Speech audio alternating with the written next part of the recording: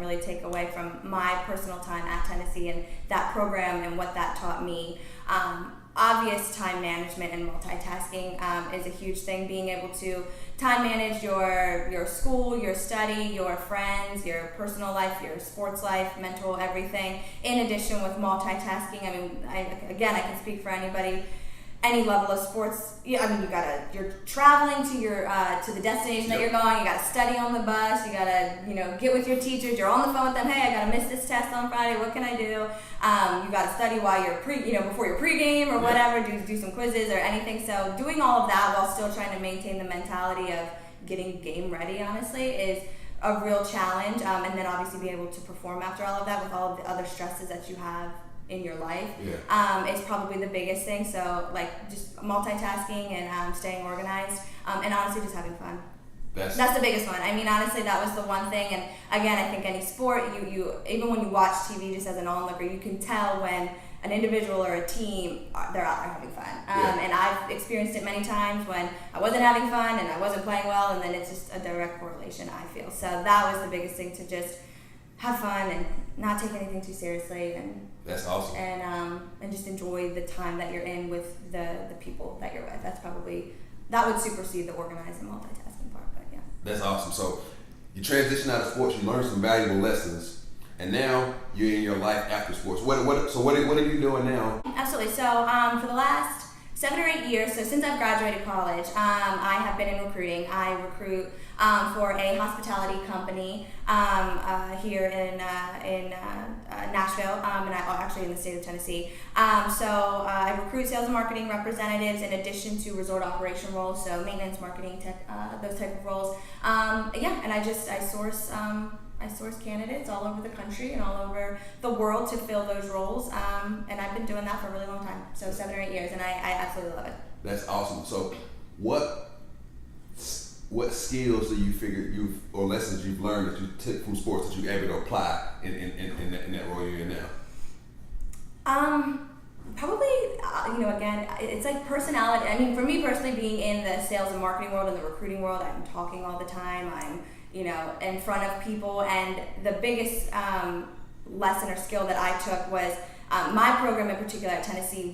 My coach at the time pushed us very hard, all of us, to get to charity events and donor events and get out into the community and get in front of people, because you've got to learn to be able to sell yourself and talk to these people. And she was very, very, very supportive of that and good at getting us out there to do those type of things. So that really kind of helped me. I never felt, even though I was younger than a lot of the people that I was talking with, I never felt that I didn't have anything to relate or in common with them. And that was a big thing that I took away, and I think was able to help me be where I am today and be as good as it is, because I can relate to people on all levels, solely because that was one really big thing she always wanted us to do. Get out there and thank the people that have supported this university, have supported this program, have donated scholarships to maybe even me or some of my teammates, or future and past teammates. Get to know the community that we are playing in and that we are living in, so that they can in turn just keep supporting the program that I'm playing for, that those who have come before me and those that will come after too. So that was huge. Really that huge. Is strong right there. Yeah. That is strong. So let me ask you this, as we get ready to wrap this thing on up.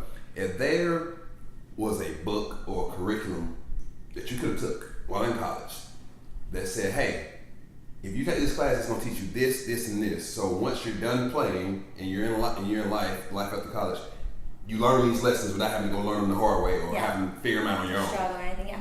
What would have been 1 or 2 lessons that you would have wanted to have learned on the front end before having to learn on the back end on your own? I know that was deep. I know. So definitely we all take classes and for your major and things like that. But honestly, I think with all of the classes that we had geared around from UT to solely that were geared towards student athletes, definitely, money management is one of those things. For me, I was on a full athletic scholarship, so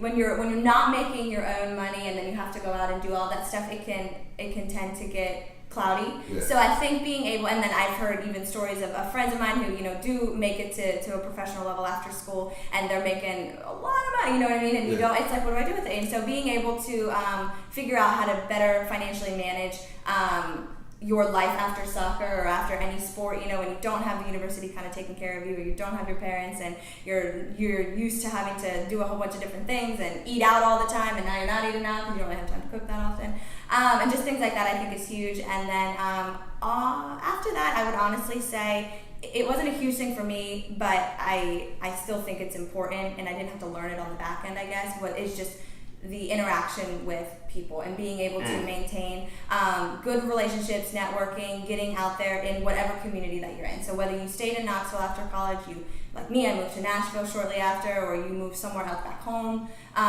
is being able to get out there, get involved in your community, meet as many people as you possibly can, garner those relationships, because they will only help you in the future. That's one thing that I learned a lot, and I don't know that a lot of other people have caught on to that, or maybe they have caught on to it and don't really agree with it or think that it's I think you're true, right. But It's a lot of athletes overlook that because I think they forget the stage they have, and at the end of the day, once you're done playing, a lot of people know you may not know them, and you got a chance to take advantage of your stage and your brand. So once you're done playing, if you added value to people's lives and built relationships, those relationships will carry way longer and have more value than you can offer out off the field, off the court, or whatever you're playing. So and it's when you're in that college arena, people know you. Just to your point, people know you, but you may not know them. And so it's like after college, being able to understand that not everybody in the world is going to know who you are, and you are not, you know, Melissa the soccer player. You're now Melissa the businesswoman, or this or that, and you just happen to have played soccer at one point in my life. And so it's being able to garner and foster those relationships organically, starting with you, as opposed to someone coming up to you and be like, hey, I know you. You played football at Tennessee, or you played basketball, you did this. It's you going out there and being able to initiate all of that, which I think is really key, because like I said, when you move up and move on and go to different places, sometimes people care, and then sometimes they really don't care what you did in college. They're worried about what you're going to do for them today now. And so being able to take that and turn it into the momentum of selling yourself and being able to get out there, and like I said, just forge those relationships and those networks is really big. That's strong. I actually got a chapter about that in the book and in the curriculum, and I call it using your stage, because you got this stage, and I believe a lot of athletes wait until they're on the decline before they realize they had this stage. They either try to add value to people's lives, or even let people try to add value to their life, and they don't maximize when they're at the peak. When they have that, and can add value to people's lives, and people want to add value to their life. They wait until, I'm up here, here, and then finally, when they finally becoming obsolete to a certain degree, they realize it triggers, and they're like, and then they try to go back to those communities and try to build those relationships. But a lot of times, a lot of people don't moved on. Exactly. So you got to be able to help people when you're on top, so then they can help you when they're on top and you're on your way down. That's a great statement right there. I appreciate that nugget. So as we close this thing up, if there was some wisdom or nuggets from any athlete that's going to come behind you, they'll play. If you can leave them one nugget of wisdom or one thought that they can take and use, or even apply, or just keep in their head, so when that time comes from them, there was some wisdom that you can give them. What would you say? What insight would you give them? I would, to anybody, just have fun. And I know that's like so cliche, and it's and everybody tells it to you, but living in the moment, not taking anything that seriously, because at the end of the day, life will go on no matter what. And we're going to have bad days and we're going to have good days, and if you forge and focus and dwell on all of the negative and the bad, you will never progress past that, and things will only get worse.